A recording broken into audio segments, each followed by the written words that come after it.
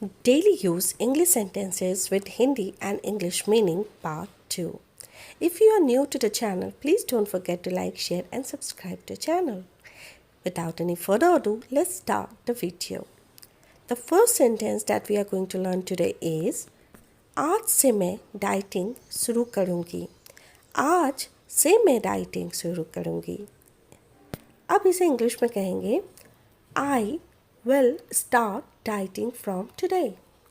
I will start dieting from today. लेकिन अगर मैं कहती कल से मैं डाइटिंग शुरू करूँगी, I will start dieting from tomorrow. I will start dieting from tomorrow. यहाँ पर हम जब कल यूज़ कर रहे हैं आज की जगह, तो उसी तरह टुडे की जगह हम टुमारो यूज़ करेंगे. ठीक है, बाकी सेंटेंस का जो स्ट्रक्चर है वो बिल्कुल सेम ही रहेगा. I will start dieting from today या I will start dieting from tomorrow. मुझे तुमसे बात नहीं करनी. मुझे तुमसे बात नहीं करनी.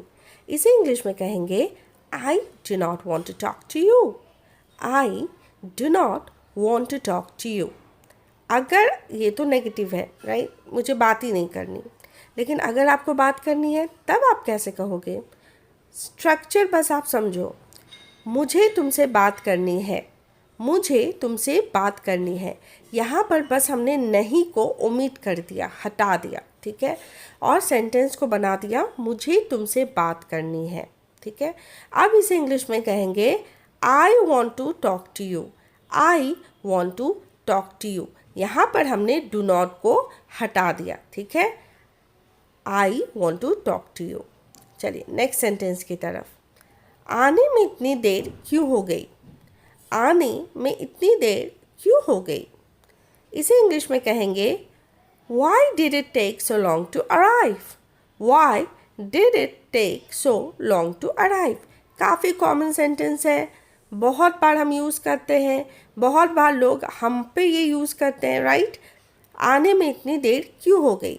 इस सेंटेंस में हम क्या पूछ रहे हैं? रीज़न पूछ रहे हैं, राइट. ये भी आप समझ लीजिए. तो यहाँ पर सिंस ये एक क्वेश्चन है तो हम यहाँ पर क्वेश्चन वर्ड वाई का यूज़ कर रहे हैं. Why did it take so long to arrive. अगर हम किसी पर्टिकुलर आदमी से नाम लेके पूछे सुरेश आने में इतनी देर क्यों हो गई. Suresh why did it take so long to arrive. Why did it take so long to arrive, right? अगर हम कहें रिया आने में इतनी देर क्यों हो गई. Riya why did it take so long to arrive. Riya why did it take so long to arrive. Aunty traffic में फंस गया था या आंटी ट्रैफिक में फंस गई थी.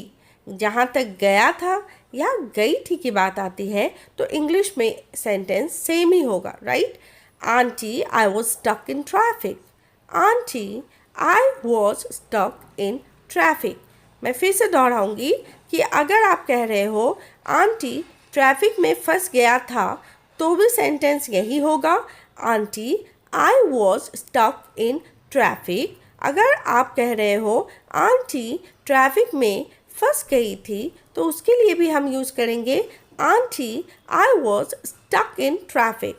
Aunty I was stuck in traffic. अब अगर हम आंटी की जगह पापा कहें पापा ट्रैफिक में फंस गया था या फंस गई थी तो इसे इंग्लिश में कहेंगे पापा I was stuck in traffic. पापा I was stuck in traffic. I think आपको स्ट्रक्चर समझ आ गया होगा. चलिए आगे बढ़ते हैं. देर से आने के लिए माफ़ी मांगती हूँ. देर से आने के लिए माफ़ी मांगती हूँ. इसे इंग्लिश में कहेंगे I apologise for coming late. I apologise for coming late. अब अगर मांगता हूँ तो क्या होगा? देर से आने के लिए माफ़ी मांगता हूँ तो इसे भी इंग्लिश में सेम ही कहेंगे I apologise for coming late. I apologise for coming late. था ना आसान? सीखना बिल्कुल भी मुश्किल नहीं है. बस आप मेरे साथ इस सेंटेंस को रिपीट करें पर समझ के. देर से आने के लिए माफ़ी मांगती हूँ. आई अपोलोजाइज फॉर कमिंग लेट. मुझे मीठा खाना पसंद है। मुझे मीठा खाना पसंद है। अब इसे इंग्लिश में क्या कहेंगे, ये अब आप मुझे बताएंगे कमेंट सेक्शन में। जी हाँ, आप मुझे कमेंट सेक्शन में बताइए कि मुझे मीठा खाना पसंद है को हम इंग्लिश में क्या कहेंगे। और अगर आपको ये वीडियो पसंद आई तो प्लीज़ चैनल को लाइक, शेयर और सब्सक्राइब करना मत भूलिएगा, क्योंकि जब आप चैनल को लाइक, शेयर और सब्सक्राइब करते हैं तो मुझे बहुत ज़्यादा मोटिवेशन मिलती है to bring you new videos every day. और हाँ, कमेंट करके बताना भी मत भूलिएगा कि आपको यह वीडियो कैसा लगा, क्योंकि वह मुझे डबल मोटिवेशन देता है।